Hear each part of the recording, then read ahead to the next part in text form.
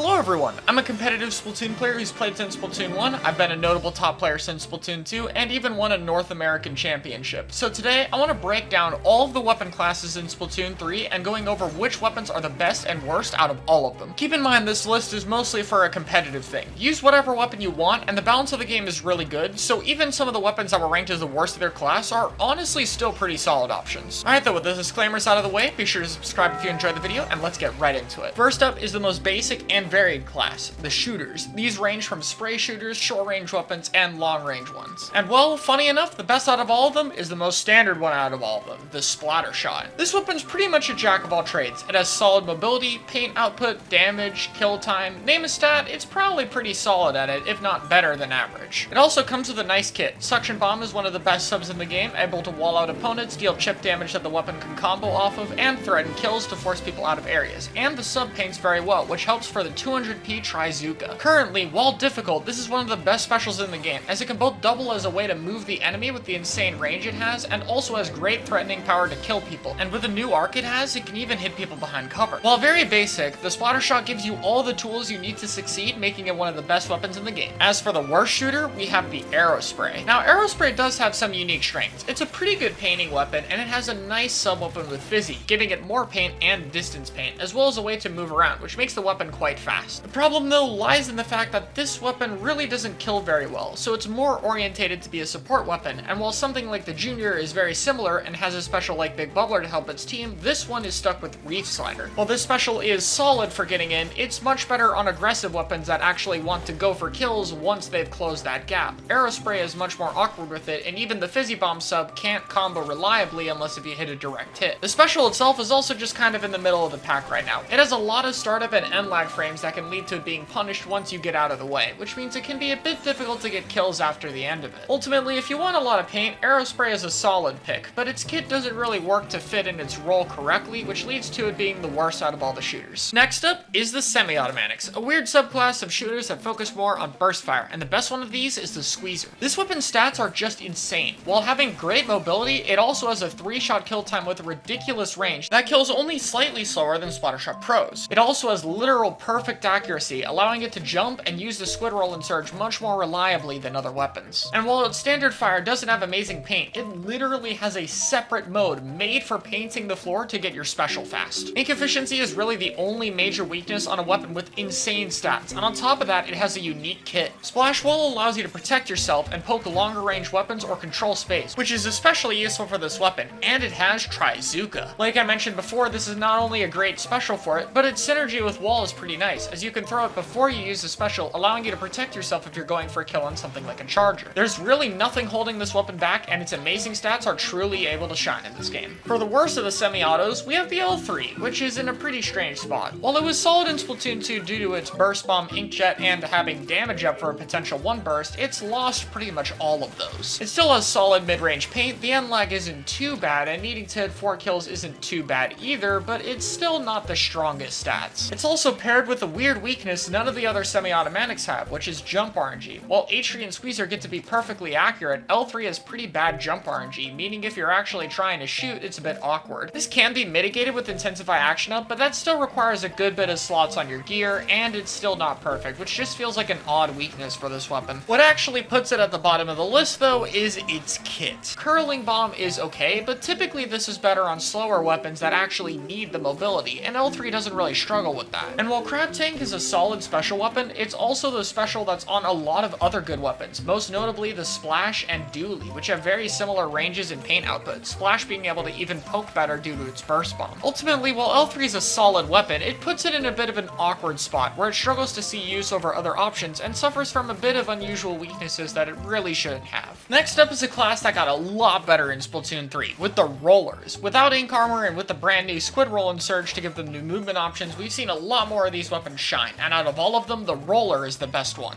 This main weapon has been surprisingly solid throughout all Splatoon games, but the main thing that really helps it this time around is its weapon kit. All of the 6 previous kits it got weren't really that great for it, and this is the first one to feel just right. Curling Bomb is absolutely perfect for this weapon, being able to threaten people with the potential approach option that they have to watch, and allowing the weapon to move deep in enemy territory without being slowed down. And on top of that, it has Big Bubble, which can keep itself alive, give jumps to teammates, teammates, and even be used as a potential support option for allies since you can use the curling bomb to rotate quickly. The kit just perfectly complements Roller's playstyle, and all those changes combined lead to it being a much more solid weapon than it's ever been before. The worst of the Rollers is the Carbon Roller. Unfortunately, this thing lost a very important sub-weapon in the switch between games, which is Burst Bomb. In both Splatoon 1 and 2, the combos it could do with this sub was incredible and gave it a ton of different options for mobility and range, and while Auto Bomb is a solid poke tool, it's just not the same. Zipcaster for it is fine, but you do have to get closer than any other Zipcaster weapon, which means you're going to be a bit more linear and predictable than the other options. Carbon's still a very solid main weapon, and it does still benefit from a lot of the indirect changes like the removal of ink armor, but unfortunately the other rollers just benefited a lot more. Speaking of weapon classes that improved a lot from indirect changes, we have the class that possibly improved the most, the Chargers, and especially we're going to be looking at the best of all of them, the Splat Charger. With the removal of ink armor and less frequent special output, there's not as much stopping this weapon from really taking sightlines and making people have to play around the map much more differently to avoid getting sniped. Its 200p special weapon compared to the 220 it had in Splatoon 2 also means it has a higher output itself, while everything else tends to be lower. Its kit is really what makes the weapon though. While Splat Bomb is amazing for it and good for defending itself, the combination of that with Vacuum is ultimately really insane. This allows Charger to play much more aggressive than it normally could, since the special can keep itself alive, and it doubles as a supportive special to protect teammates. And it functions as a way to counter other special weapons, and it comes with a powerful skill shot at the end to get extra picks. It's just such a nice combination for the weapon, it's insane. This weapon is now fully able to utilize its strengths, and its kit is perfect for players who are good with the weapon and want to put the time in. It's an amazing pick. So remember how I mentioned some indirect changes benefited Chargers? Yeah, all of them except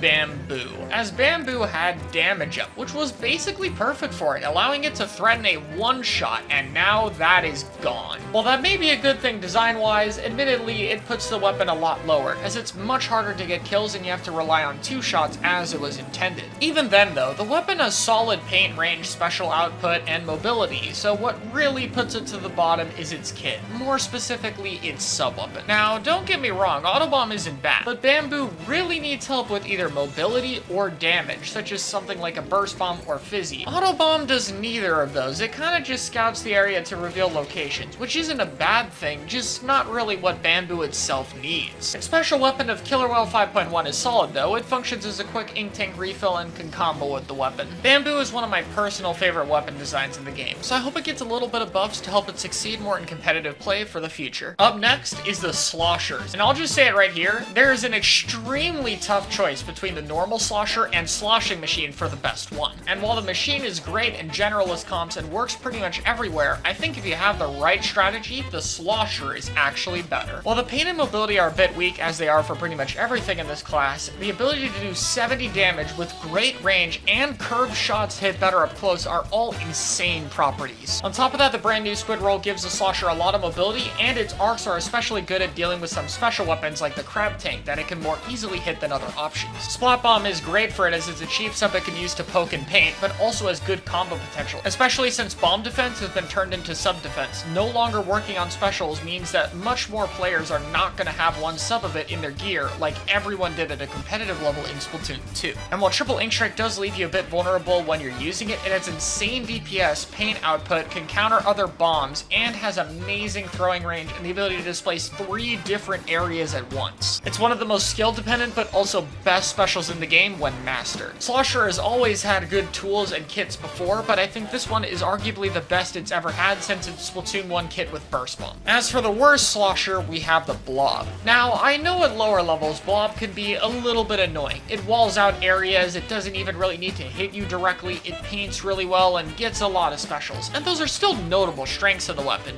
but it doesn't exactly have zero flaws. The shot velocity being abysmal means unless if you're literally next to the opponent, it's pretty easy for them to dodge their shots. The new Squid Roll is able to parry them quite easily as well. But on top of that, its kit just really isn't that good. Sprinkler can help a little bit of paint, but the sub-weapon's quite weak and doesn't really do anything else for it whatsoever. And even its paint output is honestly comparable to other bombs, and if you're thinking, well okay, just leave the Sprinkler up for long-term paint, the sub decays so much that the paint there isn't even worth it after a while. Inkstorm is also okay, but it makes the weapon awkward to slot in a comp since it can't be a support support role and isn't really great as a backline or a frontline option. The chip damage can be useful for paint though, especially on zones and comboing with the weapon, so it's far from bad. Blob is definitely still a very solid weapon that can be used in unique situations no other weapon can, but it can't really play to its strengths as well as it could have if it got a different kit, and the added mobility options in Splatoon 3 makes it easier to deal with the weapon in this game. Next up, the most mobile backline weapons we have right now, the Splatlings, the best of which being, well, the least mobile of them, the Hydra. This is one of the most extreme weapons in the game, with the slowest charge of all time, very low mobility, but also the highest damage per second in the game with insane range. In Splatoon 2, this weapon didn't really have any kit that was great for it, and there were a lot of specials that could move it and higher special output. Pretty much all those problems are gone or heavily mitigated in Splatoon 3, giving this weapon new chances to shine, especially with its kit. While Autobomb is okay with it, it can be used to scout areas but isn't great, it's especially amazing that this weapon has Booyah Bomb. This can be used to displace even longer range threats like chargers that could be a problem for it, a panic button in close range to keep itself alive, and can be used to deal with other special weapons, paint a zone, and has just generally a bunch of different utility. It plays perfectly into complementing Hydra's strengths, and if you're willing to build a comp around this weapon, it has a lot it can do in this game. And for the worst Splatling, we have the Mini. Now this may seem insane, because Mini is a really good main weapon with paint, damage, mobility, being able to jump while it charges, solid accuracy, so what happened here? It can't be the sub-weapon. We've already known since Splatoon 2 that Burst Bomb is amazing for it, which means it has to be the special weapon. So Ultra Stamp is normally pretty decent. It's solid at damage per second, which is good. It can be used for quick kills, and now the Throne Stamp does 220 damage, which is 100 higher than Splatoon 2's. Now, while all of these are amazing properties, the special has some major flaws. It requires you to get up close, its protection is actually pretty bad, especially if you aim at its feet, and it's completely vulnerable from the sides. Even then, though, I would argue it would be solid enough to at least not be the worst Splatling. The main problem is that the hitbox on this thing just, it doesn't work.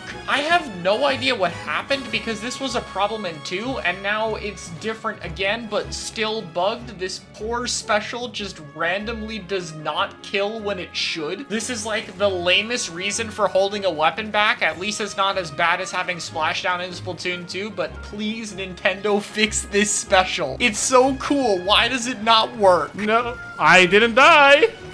I didn't die. Why didn't I die? No. Now we move on to the weapon class that finally got accepted as its own weapon class and not just a part of shooters, the blasters. And while all of them feel a lot better due to the removal of ink armor and intensify action up helping for jump RNG, it still ends up being the rapid blaster with the best ones, specifically the Rapid Pro. Obviously, being able to jump and shoot reliably is nice for this weapon, but in general it's great at poking from mid to long ranges, which can control a lot of space and area, and with a consistent fire rate, it's even okay at defending itself if you can hit directs. The kit is also great for it. This is one of the better weapons to have Toxic Mist, and while it's not amazing, the sub-weapon can be good for defending yourself to get away or stalling objectives, which for this weapon does fit the playstyle it tends to have. More importantly though, it has a 180p ink vacuum, one of the cheaper ones in the game, and this special is great as it's basically effective to use at the range you would normally be at for Rapid Pro anyway, and like with Charger, allows you to be more aggressive than you could normally. It's super easy to fit this weapon into comps, the jump RNG being reduced feels amazing, and the kit is super fun, an amazing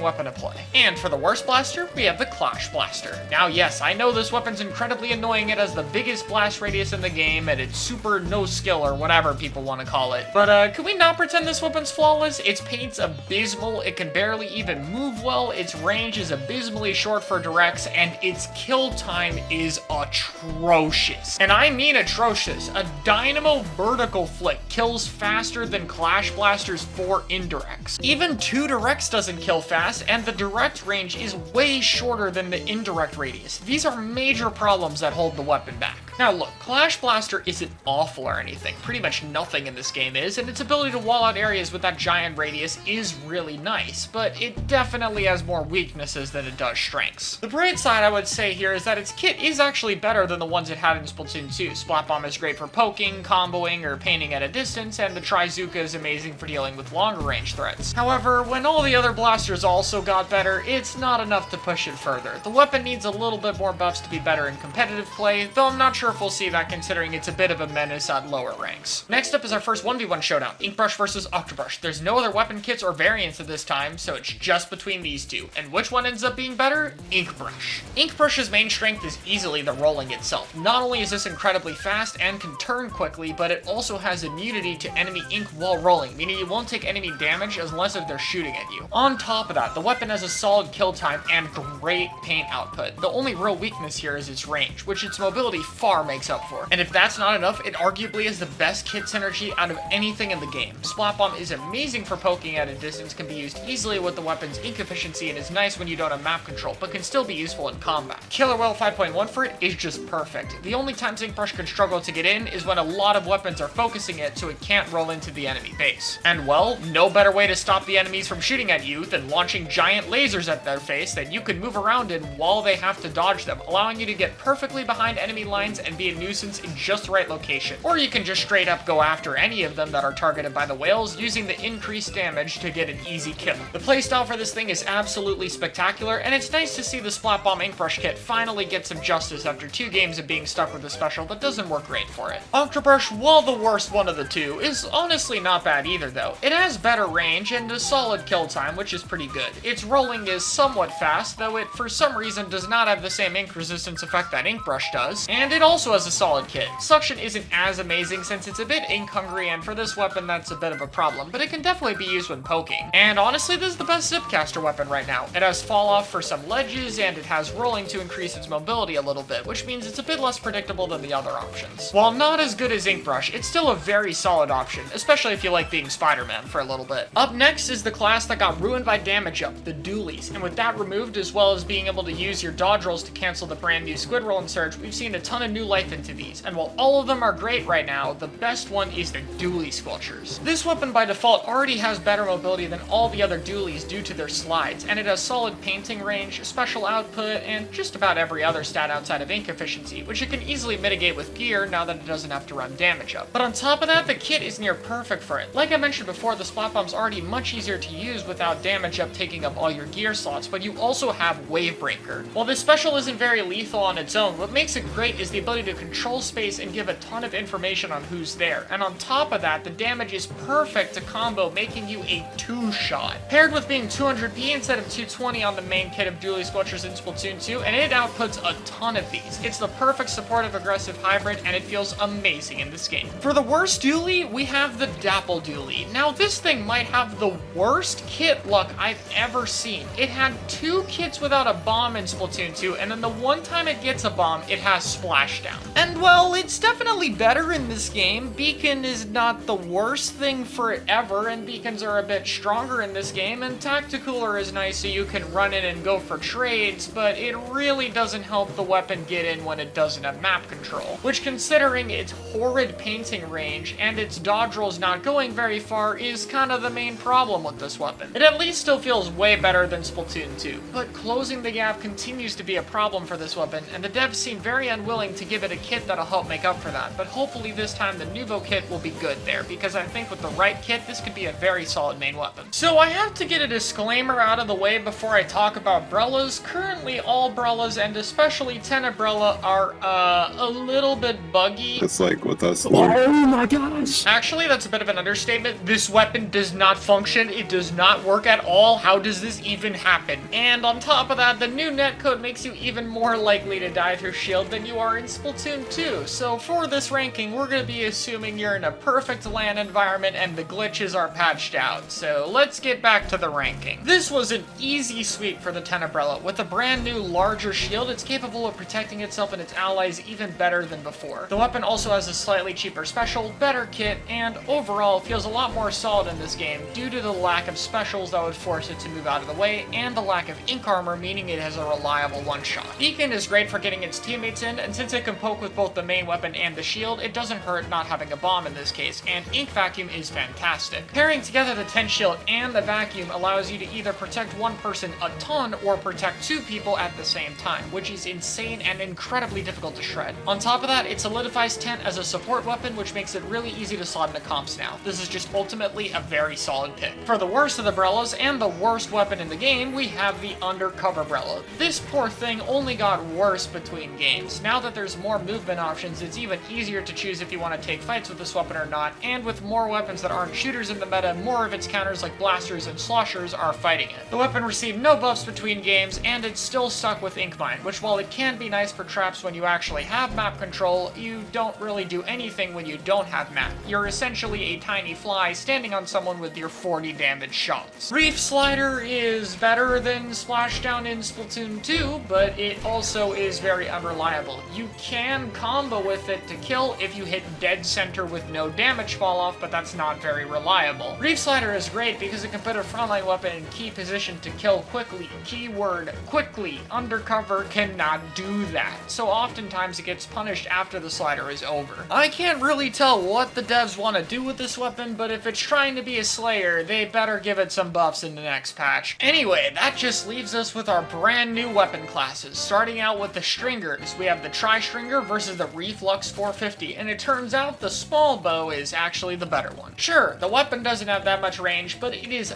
filled, and I mean filled, with ridiculous stats as compensation. Faster tap shots? Check. Insane paint output at close range? Check. Incredibly fast charge time that you can kill with partial charges? Check. A charge hold? Yup. Lightweight so it's faster? Yup. Better strafe speed? We got that too. Oh, and even more importantly, a insane kit. Curling Bomb to enhance the mobility even further and to help paint for its special slightly, and Tenta Missiles, arguably the best special in the game. This gives you recon so you can hit people behind walls. The damage combo is essentially, well, if you hit even a single missile, allowing you to kill with only 2 of your bow shots. Let alone the fact that you can displace the entire team, meaning any longer range options that would normally be a pain for you are going to be spending their time dodging missiles the whole match. There is not a single tool this thing is lacking, and while incredibly difficult, it is definitely the stronger option. Tri-Stringer ain't that bad. Its main problem is that it can't really move as fast as it would like due to having no way to quickly paint around itself. It can paint well in close range, sort of, by looking at the sky, which is a bit of an unnecessary weakness. The weapon does have the ability to slightly partial, and the explosions for AoE paired with the fall off means it can do a lot of angles chargers normally can't, which gives it a lot of reasons to be used. If it had a good kit, I could see it comparing with the Reflux, but unfortunately Toxicness doesn't really work here. It's okay at slowing down your opponents, but usually they'll have some amount of chip damage on them anyway from your main weapon, so why would it not have a bomb to capitalize off that? Will at least lets you see people through walls, which is cool, and can combo with the chip damage, so the special works out here. Honestly, Tri-Stringer is still surprisingly solid, and if it got a better kit or a little bit of buffs, I wouldn't be surprised to see it at the top of the list next time. Last up are probably the most underrated weapons in the game, the Splatanas, and while both of them are pretty solid, it's easily the Stamper that comes out on top. This weapon has 3 insane qualities that paired together make it a ridiculous weapon. A one-shot at close range, a 70 damage mid to long range charge slash, and a